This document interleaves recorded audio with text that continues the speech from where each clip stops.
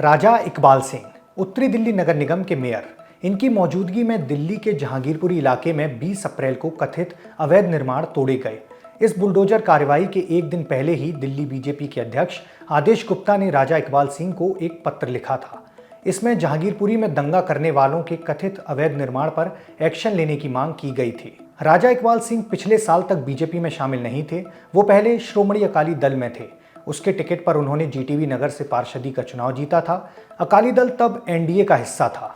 2017 के दिल्ली एमसीडी चुनावों में बीजेपी की बड़ी जीत हुई। ऐसे में पार्टनर होने की हैसियत से अकाली दल के राजा इकबाल सिंह को उत्तरी दिल्ली नगर निगम की सिविल लाइन जोन का चेयरपर्सन बना दिया गया। समय आगे बढ़ा और केंद्र सरकार कृषि कानून लेकर आई। इन कानूनों के चलते अकाली दल ने एनडीए से नाता तोड़ लिया। राजा इकबाल सिंह से कहा गया कि वो सिविल लाइंस जोन के चेयरपर्सन पद से इस्तीफा दे दें, लेकिन राजा ने इनकार कर दिया और बीजेपी में आ गए। इसका इनाम भी मिला। पार्टी ने उन्हें सीधे उत्तरी दिल्ली नगर निगम का मेयर बना दिया। अंग्रेजी अखबार इंडियन एक्सप्रेस की रिपोर्ट बताती है कि राजा इकबाल सिंह को सीधे मेयर बना देने की बात बीजेपी के कई दिग्गज नेताओं को समझ नहीं आई थी। ऐसा इसलिए क्योंकि इस पोस्ट पर बीजेपी के वो कार्यकर्ता और दिग्गज नेता भी नहीं पहुंच पाते हैं जो सालों से पार्टी के लिए काम कर रहे हैं। आखिर ऐसा हुआ कैसे? राजनीतिक विश्लेषक बताते हैं कि ऐसा इसलिए हुआ क्योंकि कृषि कानूनों के खिलाफ किसानों के विरोध प्रदर्शन के चलते बीजेपी की छवि खराब हो रही थी। खासकर पार्टी की छवि सिख विरोधी बनती जा रही थी। ऐसे में सिख समुदाय को एक संदेश देने के लिए पार्टी ने राजा इकबाल सिंह को सीधे ही मेयर बना दिया।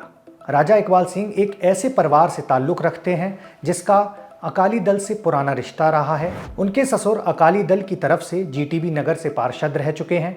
वहीं उनके बहनोई भी अकाली दल से जुड़े हुए हैं।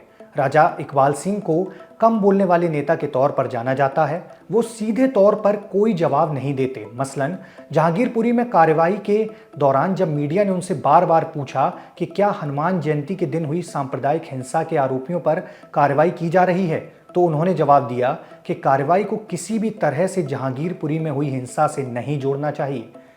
एनडीएमसी के मेयर ने कहा, यह अवैध निर्माण को हटाने का अभियान है। इसको किसी धार्मिक एंगल से नहीं देखना चाहिए। यह अभियान अस्थायी तौर पर बनाए गए अवैध निर्माणों को हटाने के लिए है।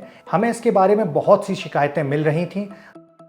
राजा इकबाल सिंह ने यह भी कहा था कि उन्हें मस्जिद के पास की गई तोड़फोड़ के बारे में कोई जानकारी नहीं है। उन्होंने भले ही कार्रवाई के पीछे सांप्रदायिक एंगल की बात को पूरी तरह से खारिज कर दिया, लेकिन दिल्ली बीजेपी अध्यक्ष ने एक खास एंगल से कार्रवाई करने के लिए उन्हें पत्र जरूर लिखा था। आदेश गुप्ता ने अपने पत्र में लिखा था, जैसा कि आप जानते हैं कि हनुमान जयंती के अवसर पर जहांगीरपुरी में एक शोभा यात्रा निकली थी। कुछ असामाजिक तत्वों और दंगाइयों ने इसके ऊपर पत्थरबाजी की। इन दंगाइयों के अवैध निर्माणों की पहचान की जानी चाहिए और उसके ऊपर बुलडोजर चलाया जाना चाहिए।